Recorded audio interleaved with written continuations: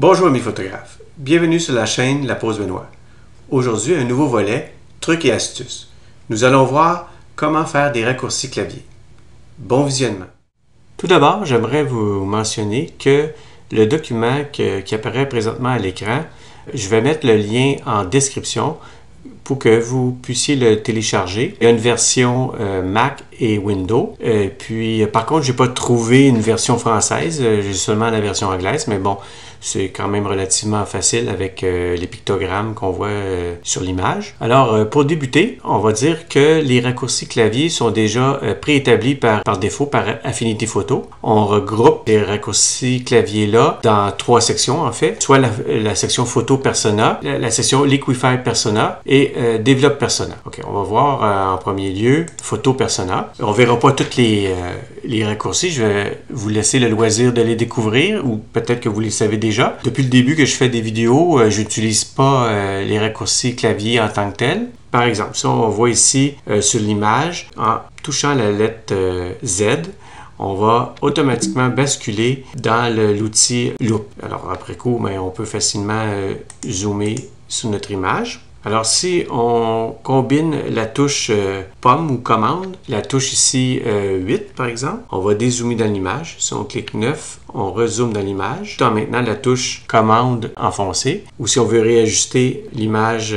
d'ensemble de notre page, on fait commande 0. Un autre raccourci qui peut être pratique, si on pèse sur la barre d'espacement, c'est notre main qui apparaît.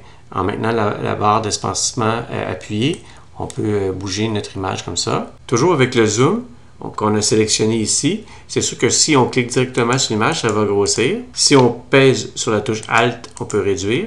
Mais il y a une autre façon de faire aussi, c'est on pèse sur commande ici, on le maintient appuyé, et puis on va venir peser sur les touches ici plus et moins pour soit zoomer ou dézoomer. Pour chaque section du logiciel, il y a les touches de raccourci attitrées. Par exemple, si je clique sur Liquify Persona, on voit qu'il y a les différents raccourcis qui sont faits pour cette section de traitement. Même chose pour Develop Persona. Ces raccourcis ont été créés par Affinity Photo par défaut. Moi, j'aimerais bien adapter mon clavier avec différemment. Alors, c'est possible. On a qu'à aller dans le menu ici d'Affinity Photo et puis on va aller cliquer sur Préférences. La fenêtre apparaît ici à l'écran et on a finalement à sélectionner selon la section du logiciel. Par exemple, on est dans Photo Persona ici au départ, mais on peut choisir Liquify, Développement. Par exemple, on va rester dans Photo Persona. Là, j'ai ici la section Fichier, mais je peux choisir les raccourcis dans le menu Édition, Texte, Document, Calque, etc.